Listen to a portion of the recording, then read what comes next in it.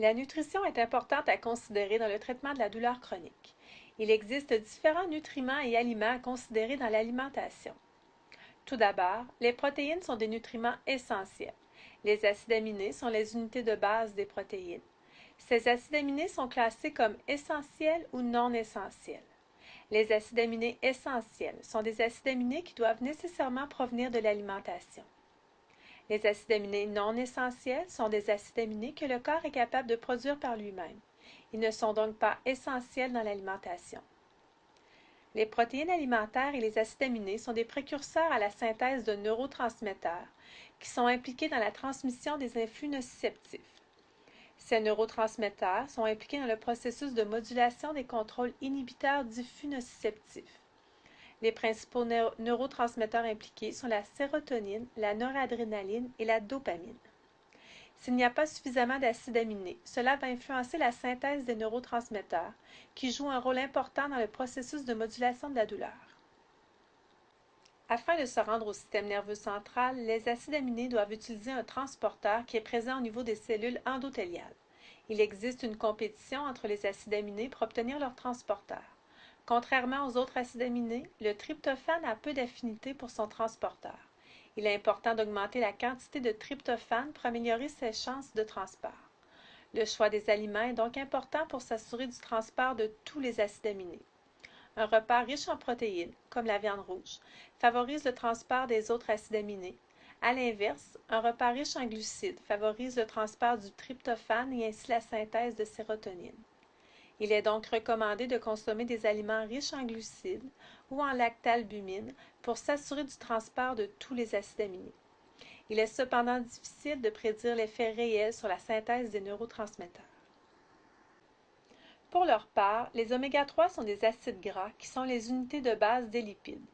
La structure des acides gras ainsi que la longueur de leur chaîne de carbone et d'hydrogène varie, ce qui permet de les différencier. Il existe 3 familles d'acides gras polyinsaturés, soit les oméga-3, les oméga-6 et les oméga-9.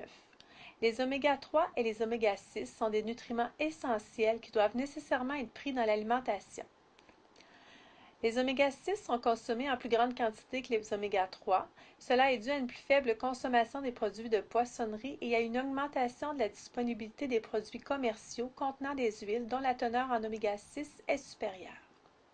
La consommation d'oméga-6 aura un impact sur la douleur en jouant sur l'inflammation. Le rôle de l'acide arachidonique comme précurseur des prostaglandines et des leucotriènes suggère une influence potentielle des oméga-6 sur le processus inflammatoire. Des études ont révélé que l'ajout d'oméga-3 à l'alimentation aura un effet significatif pour diminuer la douleur articulaire à caractère inflammatoire.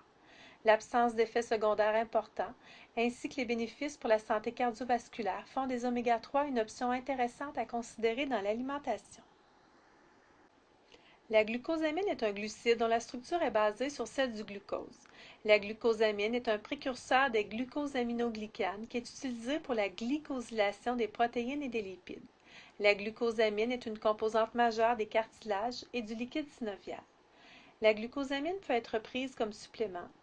Bien qu'il y ait des effets bénéfiques qui ont été reconnus comme significatifs dans certaines études, il faut quand même être vigilant avec la possibilité d'interactions médicamenteuses, comme avec le coumadin. Il n'y a pas de lien direct entre la présence de carences vitaminiques et la douleur. Des carences en vitamine B et E pourraient avoir un effet sur les neuropathies périphériques douloureuses.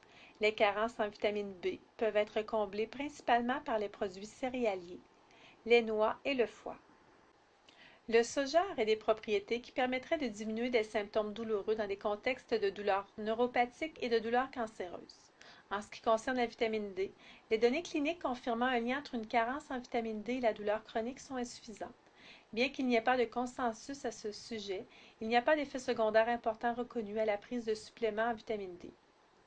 Certains aliments peuvent déclencher des symptômes douloureux, principalement dans les cas de migraine, de syndrome du côlon irritable et de cystite interstitielle. Afin d'aider à contrôler les symptômes, il est conseillé de noter tous les aliments et les boissons consommés au repas et entre les repas. Finalement, les produits naturels sont des produits qui sont considérés sans danger et vendus sans ordonnance. Les produits naturels doivent être homologués par Santé Canada, qui évalue leur innocuité, leur efficacité et leur qualité. Pour s'assurer qu'un produit naturel est homologué, il est recommandé de vérifier si l'étiquette a un numéro de produit naturel ou de remède homéopathique de 8 chiffres. Certains produits peuvent aussi avoir un numéro d'exemption pour être vendus légalement au Canada. Il faut être prudent avec les produits naturels qui peuvent entraîner des interactions médicamenteuses qui peuvent produire des effets secondaires ou une surdose. Il est recommandé de consulter un professionnel de la santé qui est en mesure d'identifier vos besoins nutritionnels et de vous guider dans le choix de suppléments alimentaires.